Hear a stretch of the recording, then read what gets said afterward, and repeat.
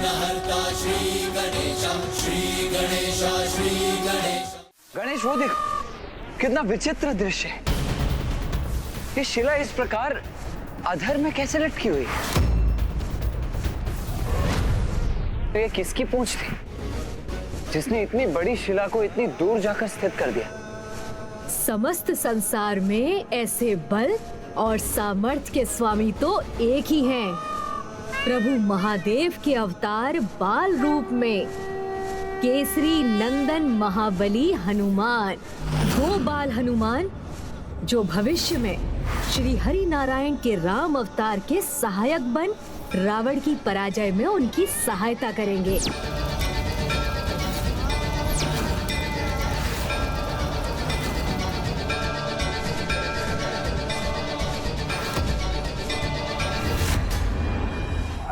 माते माते, अब देखिएगा मेरा विकार आपकी दिव्यता को कैसे प्रभावित करता है। भैया, यदि हनुमान जी यहीं कहीं हैं, तो ममतासुर भी वहीं पहुंचकर इस अवसर का लाभ उठाने का प्रयास अवश्य करेगा।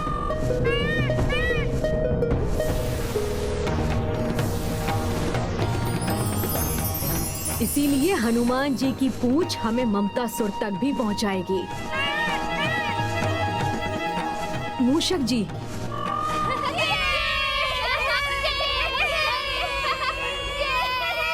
माता, आप यहाँ?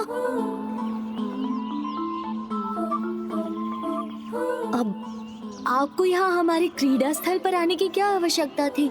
आप हमें पुकार लेती, हम स्वयं ही आ जाते। यदि मैं यहाँ नहीं आती तो तुम्हारे द्वारा की जाने वाली घटना कैसे देखती? हाँ? ओहो, तो आपको ज्ञात भी हो गया कि मैं क्या कर रहा था? हाँ मेरे नटखट पुत्र, मुझे सब ज्ञात हो गया है। किंतु पुत्र, तुम्हें ये सब नहीं करना चाहिए, क्योंकि जो अपार बल के स्वामी होते हैं उन्हें अपने बल का प्रयोग केवल जगत हित के महान उत्तरदायित्व को निभाने के लिए करना चाहिए, न कि ऐसी क्रीड़ा कर जिससे किसी अन्य को क्षति पहुंचने की संभावना हो।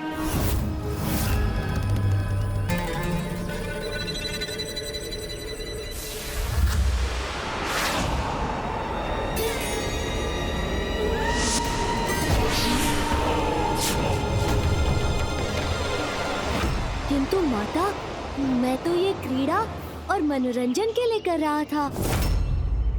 माता, मुझे थोड़ी देर और क्रीड़ा करने दीजिए ना।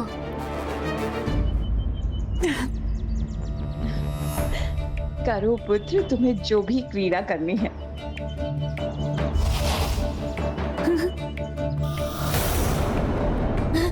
आओ मित्रों, माता ने अनुमति दे दी, अब तो और आनंद आएगा।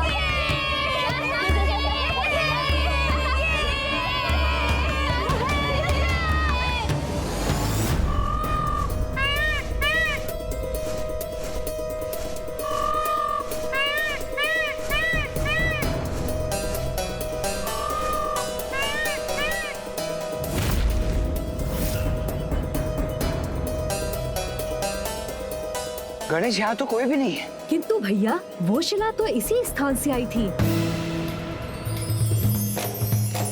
अर्थात हम उचित स्थान पर पहुंचे अवश्य हैं, किंतु इसमें हमें तनिक विलंब हो गया है अनुज।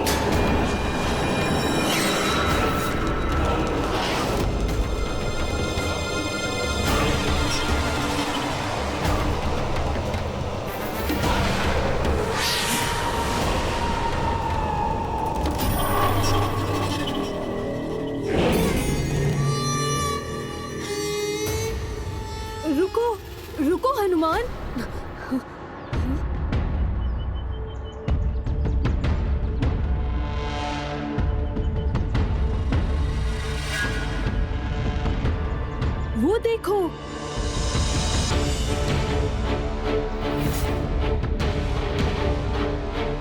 देखो वहाँ पर कोई ऋषि तपस्या कर रहा है।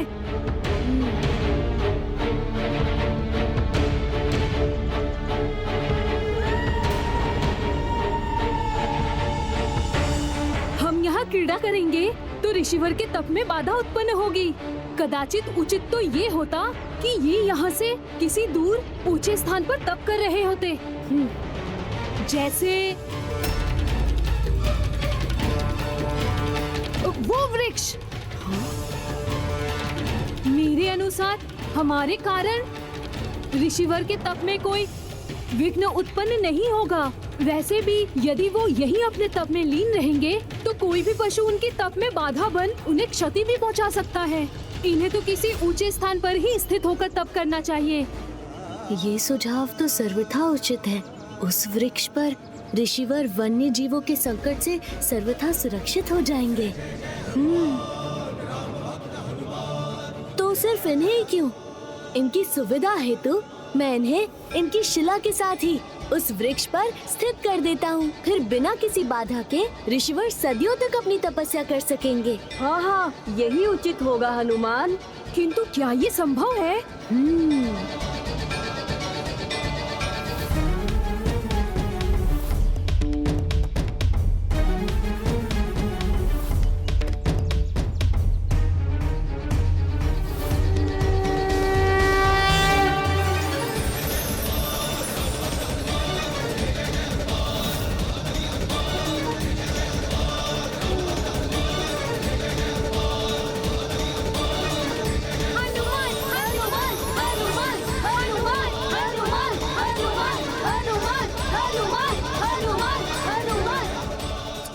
संभव है। ममतासुर के लिए तो किसी को भी प्रभावित करना संभव है।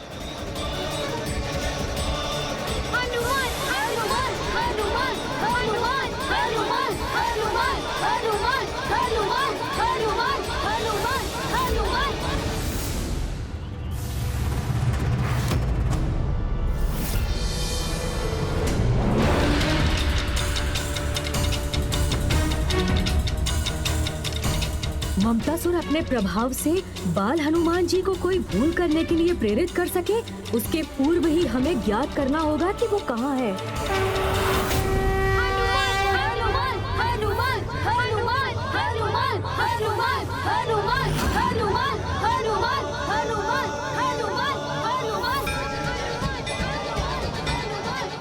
अनुज गणेश, तुम बालकों का ये स्वर सुन रहे हो? हाँ भैया, हमें उसी दिशा में जाना चाहिए।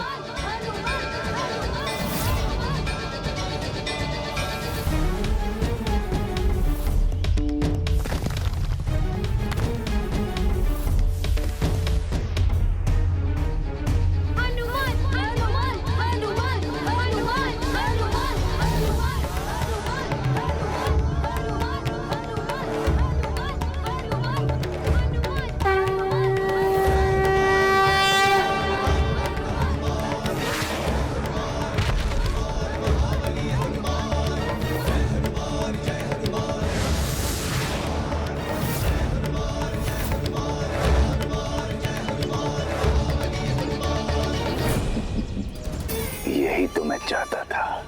अब आगे इसका दुष्परिणाम भुगतने के लिए तैयार हो जाइए हनुमान जी।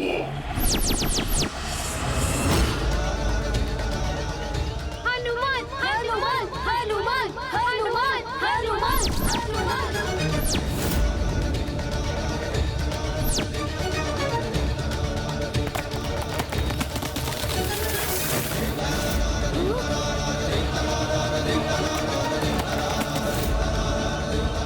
ऋषिवर,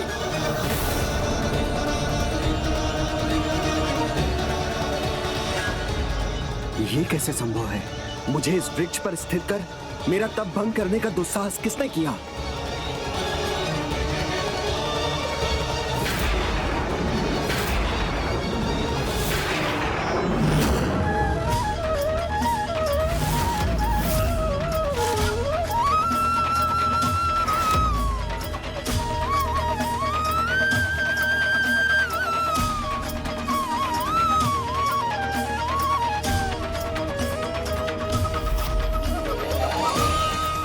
वर्षों के कठोर तप को भंग करने का दंड तुम्हें अवश्य दूंगा।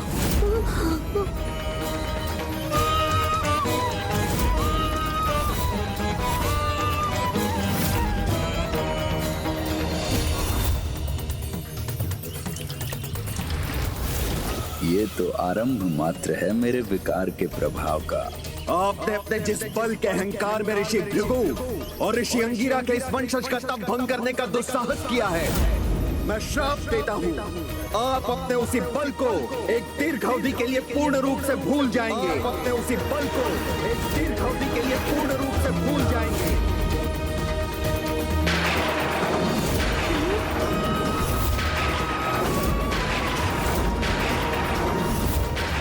क्षमा ऋषिवर, क्षमा।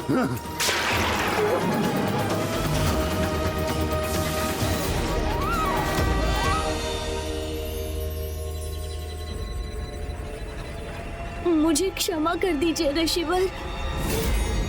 वहां मैंने रावण को उत्तेजित किया और यहाँ हनुमान के बल को क्षीण करने में सफल रहा, तो अब समस्त संसार में मेरे ममता मोह के विस्तार को कोई नहीं रोक सकता, जिसके दुष्परिणाम के साक्षी तो आप भी होंगे गणेश जी। हनुमान जी का जन्म तो प्रभु श्री राम के कार्य सिद्ध करने के लिए हुआ है। यदि वो अपना सामर्थ्य ही भूल जाएंगे तो प्रभु के सहायक बन राम काज करने में कैसे सफल होंगे? मैं इस ममतासुर को इसके कुटिल प्रयोजन में कदापि सफल नहीं होने दूंगा।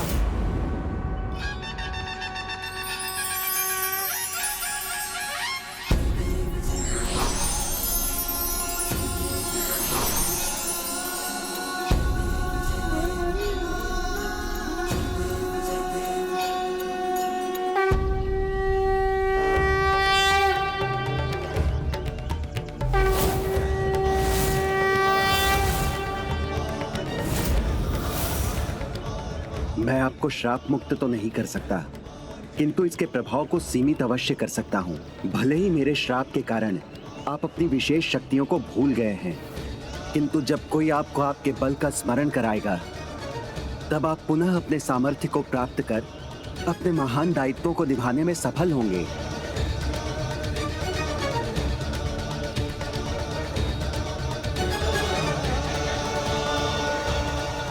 मुझे क्षमा करने के लिए आपका कोटि कोटि धन्यवाद ऋषिवर।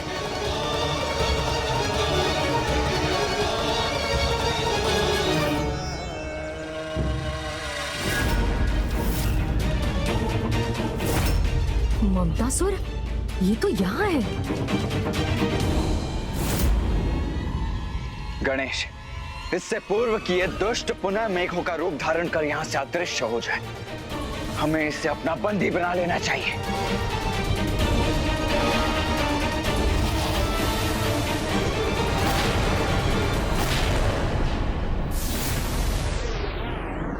आइए भैया, मैं अभी इसका भी उपाय प्रस्तुत करता हूँ। उचित है। नहीं ममतासुर,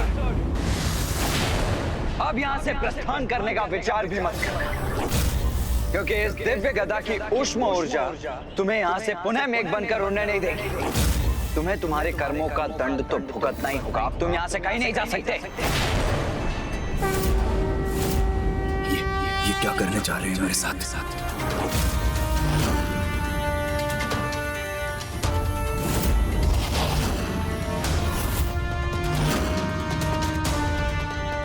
अब इनसे अपनी रक्षा कैसे करूं मैं?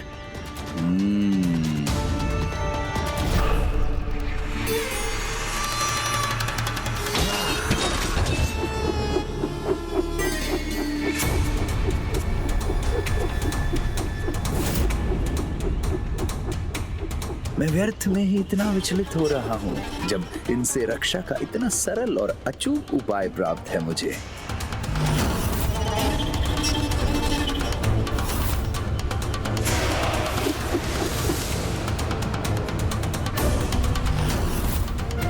अब ये दुष्ट ममतासुर कैसा कपट करने जा रहा है? अपने सभी अस्त्रों को अदृश्य क्यों कर दिया इसने?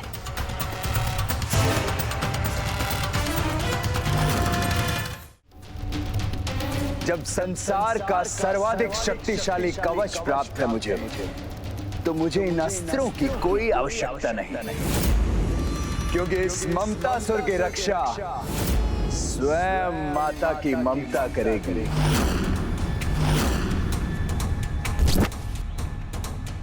ओम जगदम्बा जननी रक्षा करो, ओम भयहारिणी मैया रक्षा करो, ओम जगदम्बा जननी रक्षा करो, जननी रक्षा करो, भयहारिणी मैया रक्षा, करणी मैया रक्षा करो, ओम चंद्रघंटा जननी रक्षा करो, रक्षा करो। ये कौन है जो मुझसे अपनी रक्षा की गुहार लगा रहा है?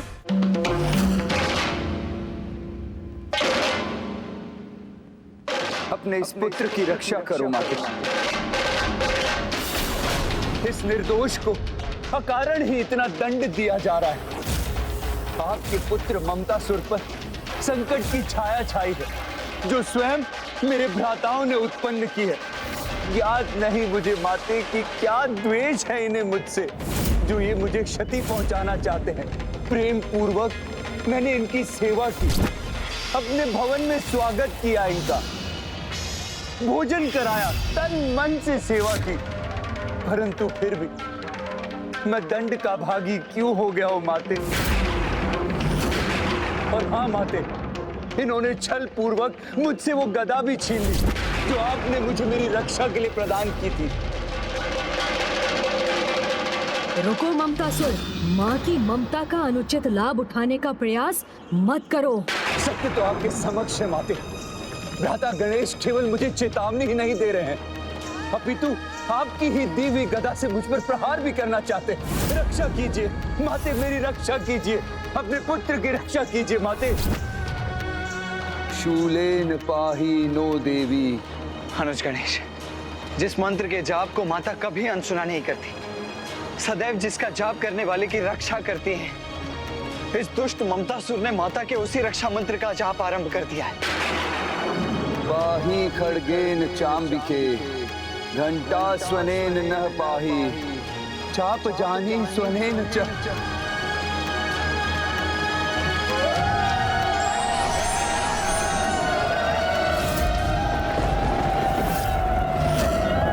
योगिनी माता है यहाँ?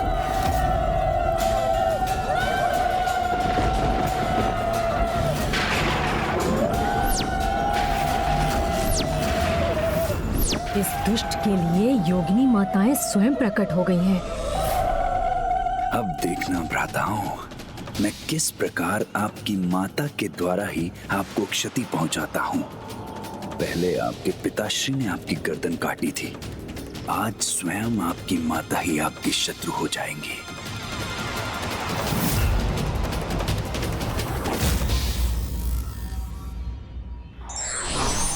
क्रोध एवं उद्दंडता पर नियंत्रण ही मनुष्य को उसके कर्मों के प्रति सचेत रखता है।